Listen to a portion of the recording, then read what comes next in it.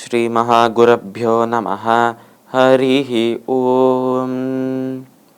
சதாசிவசமாரம்பாம் சங்கராச்சார்யமத்யமாம் அஸ்மதாச்சார்யபர்யந்தாம் வந்தே குருபரம்பராம். GeM டிவியின் நண்பர்களுக்கு எனது வணக்கங்கள். இன்றைய நாள் அனைவருக்கும் இனிய நாளாக அமைய எல்லாம் வல்ல இறைவனை வேண்டி இன்றைய மதமும் நம்மதமே நிகழ்ச்சிக்கு செல்வோம். இன்னைக்கு நம்ம ஸ்ரீ தட்சிணாமூர்த்தி ஸ்தோத்திரத்திலேருந்து ஒரு ஸ்லோகத்தை விளக்கத்துடன் பார்த்துட்டு நேற்றைய தினத்தின் நீதி கதையின் தொடர்ச்சியை காண்போம். நானா சித்திர கடோதர ஸ்தித மகாதீப பிரபாபாஸ்வரம் ஞானம் யஸ்ய து சக்ஷுராதிகரணத்வாரா பகிஸ்பந்ததே ஜானாமீதி தமேவ பாந்தமனுபாதி ஏதத் சமஸ்தம் ஜகத் தஸ்மை ஸ்ரீ குருமூர்த்தயே நம இதம் ஸ்ரீ தட்சிணாமூர்த்தயே.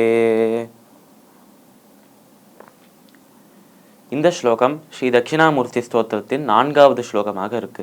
இந்த ஸ்லோகத்தில் ஆதிசங்கராச்சாரியார் செய்யும் அந்த பிரார்த்தனை நமக்கு சொல்ல வரும் விஷயங்கள் என்ன என்றால், நானா சித்திர கடோதர ஸ்திதமகா தீப பிரபா பாஸ்வரம்.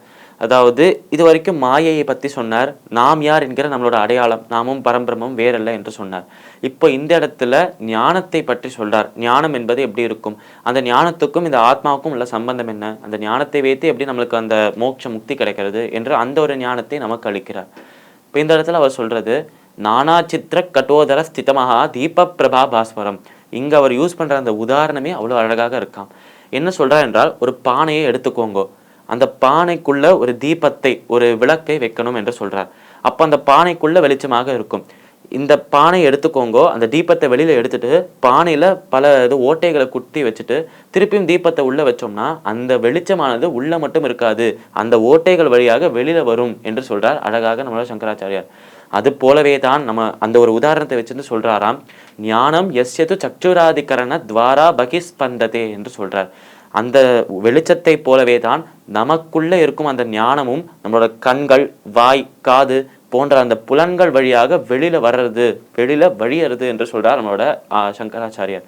எப்படி அந்த ஒளியானது ஓட்டை போடப்பட்ட அந்த பானையோட அந்த ஓட்டைகள்லேருந்து வெளியில வர்றதோ, அந்த அந்த இடத்தையே, அந்த சரௌண்டிங்ஸையே பிரகாசமாகிறதோ, அது போலவே ஒரு அந்த தத்துவத்தை உணர்ந்த அனைத்துமே மாயைதான், பகவான் ஒருவர் மட்டுமே சத்தியம் என்று தத்துவத்தை உணர்றாரோனோ, அப்பேற்பட்ட அந்த மகா யோகி அவருக்குள்ள இருக்கும் ஞானம் அவருக்குள்ள மட்டும் தங்கிடாதாம். எப்படி அந்த ஓட்டை போடாத பானையை போல தனக்குள்ள மட்டும் தங்காதாம்.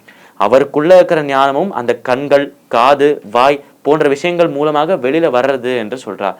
அதாவது அந்த ஞானத்தை பெற்றுக்கொண்டு எதை பேசினாலும் சரியாகவே பேசுறார், எதை பார்த்தாலும் சரியாகவே பார்க்கிறார், எதை கேட்டாலும் சரியாகவே கேட்கிறார், எதை செய்தாலும் சரியாகவே செய்கிறார், எதை எடுத்திருந்தாலும் எல்லா இடத்துலையும் பர்ஃபெக்டாக இருக்காராம். அவர் எந்த ஒரு குறையுமே கண்டுபிடிக்க முடியாது, அந்த தெய்வத்தின் அருளோட தேஜஸோட இருக்கிறார்.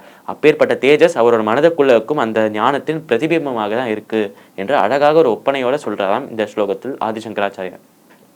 ஜானாமீதி தமேவ பாந்தமனுபாத் ஏதத் சமஸ்தம் ஜகத்து. அதாவது இப்பேற்பட்ட நபருக்கு இந்த மாதிரி தன்னோட உள்ள இருக்கிற ஞானம் வெளியில அந்த கண்கள் முதலிய அந்த புலன்கள் வழியாக வெளியில வர்றதே. இப்பேற்பட்ட நபர் எப்படி இருப்பார் என்று தெரியுமா? ஜானாமீதி தமேவ பாந்தமனுபாத் ஏதத் சமஸ்தம் ஜகத்து. அதாவது இந்த பிரபஞ்சத்தில் பார்த்தால் நமக்கு எல்லா விஷயமும் வெளிச்சமாக தெரியாது என்று அழகாக சொல்றார். அதாவது எப்பயுமே வெளிச்சத்தை நோக்கி தான் எல்லாருக்குமே போக பிடிக்கும். இருட்டில் இருந்தால் பயமாக இருக்கும். இந்த பிரபஞ்சத்தில் இருக்கும் அனைத்து விஷயங்களுமே ஒருத்தருக்கு இப்போ ஒரு சாப்பாடு பிடிக்கிறது என்றால் அந்த சாப்பாடு மீது அவருக்கு அவ்வளோ ஒரு ஆசை, அந்த சாப்பாடை சாப்பிடணும் என்ற ஒரு ஆசை, ஒரு பற்று இருக்கு. அப்போ அந்த சமயத்தில் அந்த சாப்பாடே வெளிச்சமாக மாறுறது. இதுவே அவருக்கு பிடிக்காத ஒரு சாப்பாடு இருட்டாக மாறுறது. இப்படி வெளிச்சம் இருட்டு என்பது பிடிக்கிறது பிடிக்காது என்று அந்த ஒரு விஷயத்தை சிம்பலைஸ் பண்றதுக்காகவும் சொல்லலாம் என்று சொல்றார். அதுதான் ஜானாமீதி தமேவ பாந்தம் அனுபாத் ஏதத் சமஸ்தம் ஜகத்து. இந்த பிரபஞ்சத்தில் எல்லாருக்குமே பிடித்த விஷயங்கள் வெளிச்சமாகவும் பிடிக்காத விஷயங்கள் இருட்டாகவும் இருக்கும்போது அந்த பிடித்த விஷயங்களாக இருக்கும் அந்த வெளிச்சத்திற்கே உன்னிடமிருந்து தான் ஒளி வர்றது என்று அழகாக சொல்றார் நம்மளோட ஆதிசங்கராச்சாரியார். ரொம்ப விரிவான தத்துவங்களை சின்ன சின்ன உதாரணத்தோட அழகாக விளக்கி சொல்றாராம் இந்த ஸ்லோகத்தில். அதனால் அப்பேற்பட்ட அந்த ஞானத்தை வெளியில கொண்டு வராரே அவர், அந்த ஒரு மகா யோகி, அவருக்கு பிடித்த விஷயங்கள் எல்லாமே உன்னுடைய ஒளியிலேருந்து ஒரு சின்ன திவளையாக, உன்னோட ஒளியிலேருந்து ஒரு சின்ன பார்ட்டாக தான் அது இருக்கு என்று அவருக்கு தெரியும். அப்பேற்பட்ட தத்துவத்தை உணர்ந்தவர் அவர்தான் மகா யோகியாக இருப்பவர். அவர் உன்னை வழிபடுகிறார். அப்பேற்பட்ட தட்சிணாமூர்த்தியாக இருக்கும் உன்னை நானும் வணங்குகிறேன் என்று இந்த ஸ்லோகத்தில் சொல்றாராம் சங்கராச்சாரியார். இந்த ஸ்லோகத்திற்குண்டான விளக்கம் இதுவே. இப்ப நம்ம நேற்றைய தினத்தின் நீதி கதையின் தொடர்ச்சியை காண்போம்.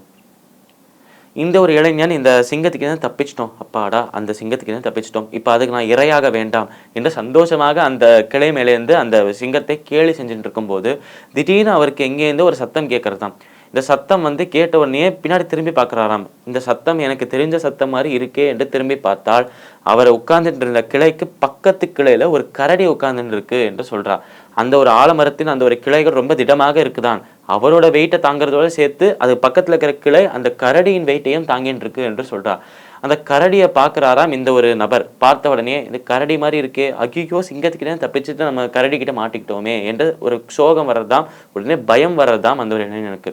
அந்த கரடி கிட்ட எப்படியாவது தப்பிக்கணும் என்று அந்த கரடி இப்போ கொஞ்சமாக எழுந்துக்க ஆரம்பிக்கிறதாம். உடனே இங்கேருந்து ஓடணும் என்ற ஒரு வேகத்தோட அந்த இடத்துல எழுந்துக்கிறாராம் அந்த இளைஞன்.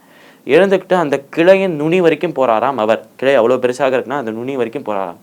அங்கே போனதுக்கப்புறம் அடுத்தது அவர் என்ன செஞ்சார், இப்போ கீழே போனால் அந்த சிங்கத்துக்கிட்ட மாட்டிக்கணும், மேலேயே இருந்தால் அந்த கரடிக்கிட்ட மாட்டிக்கணும், அப்போ இது ரெண்டுக்கிட்டையும் மாட்டிக்காமல் எப்படி தப்பிக்கிறது என்ற ஒரு யோசனை வர்றதாம் அவருக்கு. யோசனை வரும்போது அந்த யோசனை அவருக்கு வந்த யோசனை என்ன, அது சரியாக அவர் நிறைவேற்றினாரா, இந்த கதை மேலும் எப்படி நகர்றது நாளை தினம் பார்க்கலாம். மீண்டும் நாளை சந்திப்போம். நன்றி, வணக்கம்.